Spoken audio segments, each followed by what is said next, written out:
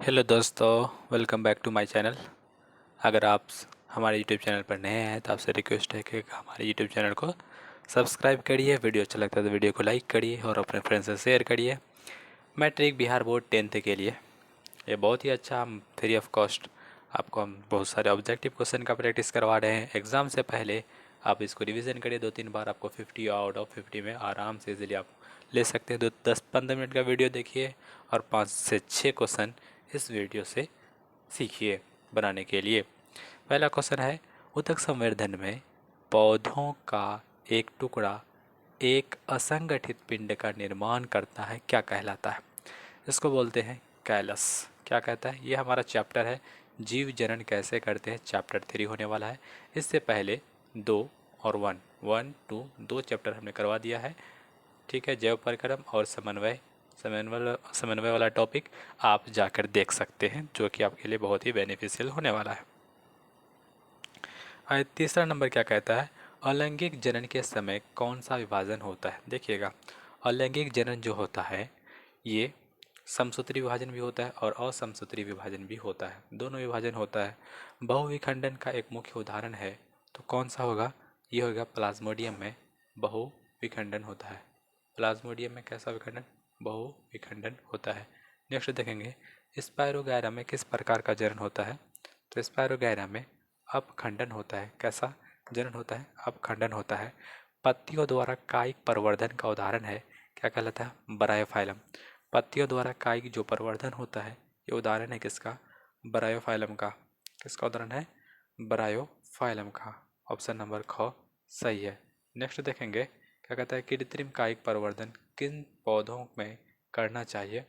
देखिएगा, कायिक प्रवर्धन जो होता है ना, जिसमें बीज उत्पन्न नहीं होते हैं उसमें हमको करना चाहिए। नेक्स्ट देखते हैं, अंडाणु और शुक्राणु में गुणसूत्रों की संख्या मादा कोशिका की तुलना में समान रहती है, दुगुनी हो जाती है, आधी हो जाती है, तो ये हो जाएंगे आधी हो जाती है।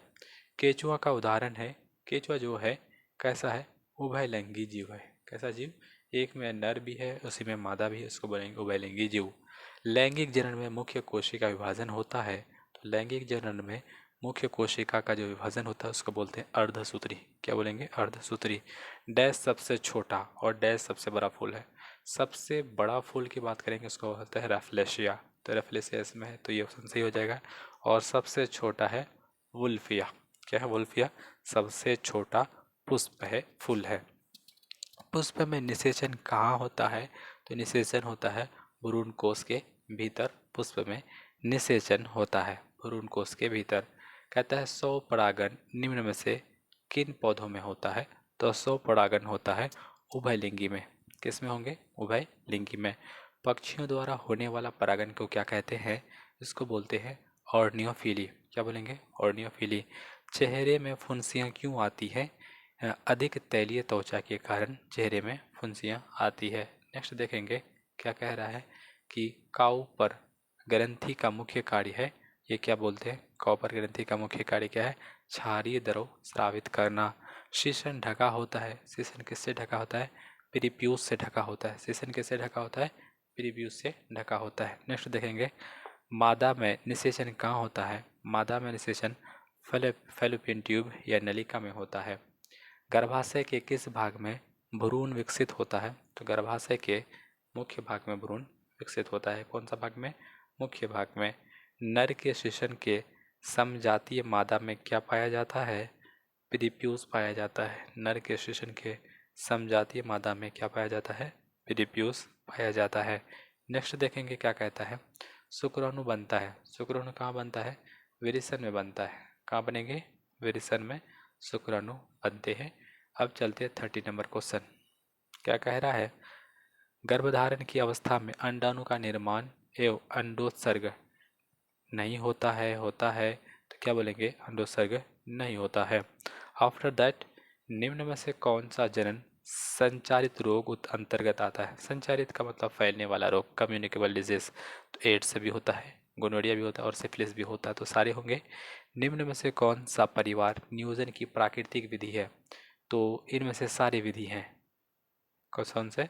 मैथुन भी है, मैथुन की क्रिया में अवरोध है और संभोग भी है। तो ये सारे क्या है, प्राकृतिक विधि है किसका, परिवार नियोजन का। फिर कहता है इंट्रा यूटेराइन उपाय किसके अंतर्गत आता है, तो ये कॉपर टी के अंतर्गत आता है। असुरक्षित यौन संभोग कहता है असुरक्षित संभोग के बाद अंडाणु का निषेचन को रोका जा सकता है अनवांटेड 70 टूल्स के थ्रू। कहता है नर में बांध्यकरण को क्या कहते हैं, देखिएगा नर में जो है बंध्यकरण कर दिया जाता है उसको बोलते हैं वेलेक्टोमी। क्या बोलते हैं, वैसेक्टोमी होना चाहिए, यहाँ पे दिया वेलेक्टोमी, वैसेक्टोमी होता है। और फीमेल में जो है बंध्यकरण उसको बोलते हैं ट्यूबेक्टोमी। उसके ट्यूब्स जो होते हैं उस फिलामेंट ट्यूब को और इधर से ये उसको काट के बांध दिया जाता है, इसको भी काट के बांध दिया जाता है। लेकिन जो होते हैं मेल में उसको बोलते हैं वैसेक्टोमी। क्या बोलेंगे, वैसेक्टोमी।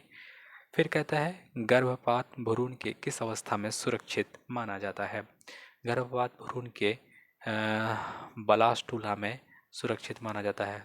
27 का ऑप्शन क है। जीव जिस प्रक्रम द्वारा अपनी संख्या में वृद्धि करते हैं उसको क्या कहते हैं, उसको जनन कहेंगे। जीव जिस प्रक्रम द्वारा अपनी संख्या में वृद्धि करते हैं उसको क्या कहते हैं, जनन कहेंगे। नेक्स्ट देखें इनमें से कौन अलैंगिक जनन की विधि है, तो अलैंगिक जनन की विधि मुकुलन है, बीज जनन है और विखंडन है। यीस्ट में अलैंगिक जनन की विधि को क्या कहते हैं, अलैंगिक जनन की विधि को मुकुलन कहेंगे यीस्ट में। नेक्स्ट देखें हाइड्रा में अलैंगिक जनन की विधि है, तो हाइड्रा में अलैंगिक जनन कौन सी विधि है, मुकुलन विधि है। नर युग्मक और मादा युग्मक के संलग्न को क्या कहते हैं, इसको बोलते हैं निषेचन। क्या बोलेंगे, फर्टिलाइजेशन, निषेचन या फर्टिलाइजेशन। फिर क्या कहता है निम्नलिखित में से कौन एक लिंगी पादक है, तो देखिएगा पपीता जो है, पपीता एक लिंगी पादप होता है। निम्न में से कौन सा जंतु उभयलिंगी होता है, उभयलिंगी कौन है जिसमें दोनों है, नर और मादा दोनों होता है, तो हमारा केंचुआ होता है, अर्थवंश होता है। एक परारूपी पुष्प के सबसे बाहरी पुष्प पुत्र को कहते हैं, उसको बोलते हैं जायांग। क्या बोलेंगे, जायांग। निम्नलिखित जीवों में से किस में अलैंगिक जनन मुकुलन द्वारा होता है, तो अलैंगिक जनन मुकुलन द्वारा किस में होता है, यीस्ट में होता है। किस में होता है, यीस्ट में होता है। निम्नलिखित में से कौन परिवार नियोजन साधनों में प्रयुक्त एक क्या होता है, प्रभावी उपाय है, तो इसमें है डायफ्राम, कॉपर टी और लूप। पुंकेसर के अग्रभाग को क्या कहते हैं, पुंकेसर के अग्रभाग को बोलते हैं परागकोश। क्या बोलेंगे, परागकोश। निषेचन के फलस्वरूप अंडाशय की दीवारें बनती हैं, ये क्या बनाती हैं, फल बनाती है। निषेचन के फलस्वरूप अंडाशय की दीवारें क्या बनाती हैं, फल बनाती हैं। नेक्स्ट देखेंगे बीजांड की दीवारें मोटी होकर बनती हैं, तो बीजांड की दीवारें मोटी होकर के क्या बनाती हैं, बीजावरण बनाती है। निम्नलिखित में से कौन सा भाग केवल पुरुष जननांग में पाया जाता है, तो देखिएगा केवल पुरुष में शुक्रवाहिका पाया जाता है, पुरुष में। ठीक है। नेक्स्ट देखेंगे परागकोश में होते हैं, परागकोश में क्या होता है, परागन होता है, पराग के कण होते हैं, पोलन ग्रेन्स होते हैं। किस प्रकार के जनन में जनक के शरीर से कलिका निकलती है, इसको बोलते हैं मुकुलन। क्या बोलेंगे, मुकुलन। नेक्स्ट देखते हैं स्त्रियों के मासिक चक्र में एक परिपक्व अंडाणु किस दिन अंडाशय से बाहर निकलता है, तो ये होता है 14वें दिन।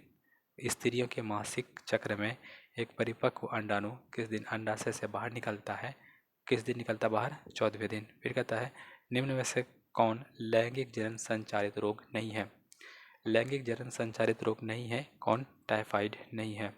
नेक्स्ट देखेंगे गर्भपात की सुरक्षित अवधि कितनी होती है, 3 महीने के भीतर होती है, 3 महीने के भीतर। 47 नंबर देखेंगे, ये क्वेश्चन पूछा हुआ है बीसीबी 2012 में। क्या कह रहा है कि निम्न में से कौन मानव में मादा जनन तंत्र का भाग नहीं है, देखिएगा मादा जनन तंत्र का भाग नहीं है, अंडाशय तो है, ठीक है, गर्भाशय है और डिंब वाहिनी है, लेकिन शुक्र वाहिका नहीं है, तो 47 का ऑप्शन सी है। घोंघा किस समुदाय का प्राणी है, घोंघा जो होता है मोलस्क का प्राणी है, कौन सा प्राणी है, मोलस्क का प्राणी है। डीएनए की प्रतिकृति का बनना एक डैश प्रक्रिया है, एक जटिल प्रक्रिया है। कैसा प्रक्रिया है, एक जटिल प्रक्रिया है। अपखंडन निम्न किस में होता है, अपखंडन निम्न में किस में होता है, अपखंडन तो स्पायरोगैरा में होता है, हेड्रा में होता है, प्लेनेरिया में होता है, तो इनमें से सभी में होता है। आलू में जनन कैसे होता है, तो आलू में जनन जो होता है कायिक प्रवर्धन होता है। क्या होता है, कायिक प्रवर्धन। 51 का ऑप्शन सी सही है। उतक संवर्धन में किस जकार का उतक लेते हैं, उतक लेते हैं, ये हो जाएंगे मेरिस्मेटिक उतक। कौन सा उतक, मेरिस्मेटिक उतक। 52 का ऑप्शन नंबर उतक संवर्धन में, तो ये हो जाएगा मेरिस्मेटिक उतक। नेक्स्ट देखेंगे ऐसे जीव जिनमें दोनों लिंग उपस्थित होते हैं उसके क्या बोलते हैं, उभयलिंगी या द्विलिंगी। तो द्विलिंगी ऑप्शन ख सही है क्योंकि इसमें दोनों लिंग उपस्थित होते हैं। जैसे केंचुआ हो गया। लैंगिक जनन के लिए किस प्रकार का कोशिका विभाजन होता है? लैंगिक जनन के लिए अर्धसूत्री विभाजन होता है। कैसा विभाजन होगा? अर्धसूत्री विभाजन होगा। एक अंडाशय में कितने बीजांड होते हैं? तो एक अंडाशय में देखिएगा, एक अंडाशय में एक भी हो सकता है, 3 या 4 भी हो सकता है और एक से अधिक भी हो सकता है।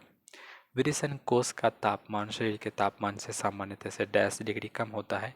तो 2 डिग्री सेल्सियस कम होता है विरेचन कोश का तापमान हमारे सामान्य डिग्री का सेल्सियस का जो है, इससे कितना डिग्री, 2 डिग्री कम होता है। तो ये हमारा तीसरा चैप्टर यहाँ तक रखा है। इसके बाद हमारा चौथा चैप्टर शुरू होता है आनुवंशिकता और जैव प्रक्रम। इसको हम दूसरे दिन करवा देंगे, वीडियो बहुत लंबा हो जाएगा। मिलते हैं एक नए वीडियो में, तब तक के लिए जय हिंद, जय Bharat. Thank you so much.